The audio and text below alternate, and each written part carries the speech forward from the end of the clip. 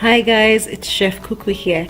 Today I'm going to be showing you guys how to make one of my favorite smoothie recipes, a watermelon smoothie. It's a really delicious smoothie to have, especially on really hot days.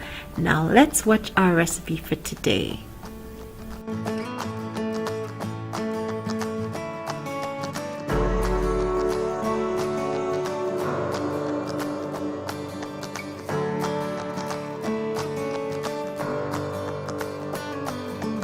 If you don't like bananas, feel free to take them out of this recipe. I love bananas and I put them in almost all my smoothies.